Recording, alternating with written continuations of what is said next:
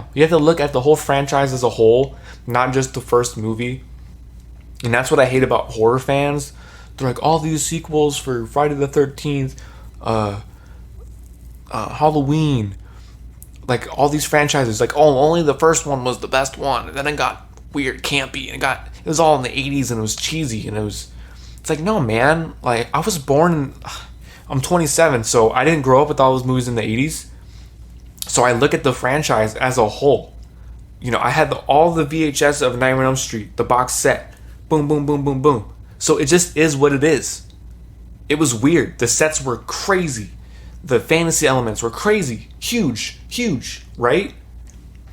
Oh, the first one was really grounded and scary. Yeah, it was scary and grounded. But, you know, as the franchise grows, it changes. And like Halloween, they're stuck in this thing. Oh, we only like the first one.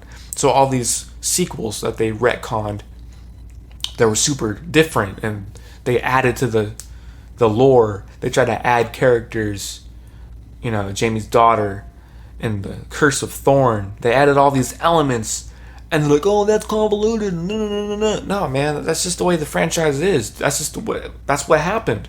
That's the franchise. That's what makes the franchise the franchise. And you have these people, only the first one's the best. Only the first one's the best. I mean, it just depends on how you look at these things, dude. I like the franchise as a whole. Each one does something different. The new Halloween movies, kind of getting off topic here. The new Halloween movies, they look great. I can't even say that word. I fundamentally disagree with what they're doing with Laurie and retconning the history.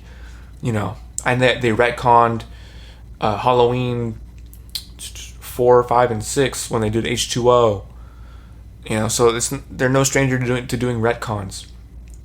But they even had in the original script for H2O, they had in the script, all those previous movies were in the script. Laurie finds out her daughter dies when she's teaching her class, and one of her students does a presentation on like Haddonfield and like what happened to her daughter, and she finds out her daughter dies and teaching her class, dude. That's what H2O should have leaned into. Her actual trauma. Now there's some like made up trauma that Laurie is scared of 40 years. Like, she's only the first film counts now.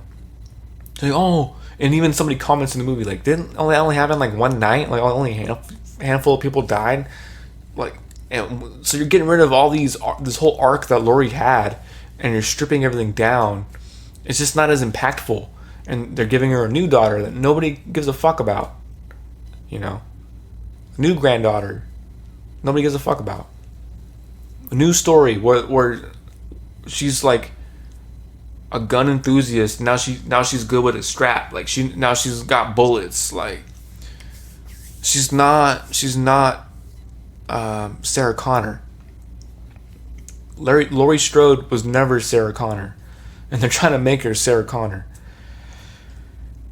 And that's my beef with. Off topic. That's my beef with Halloween.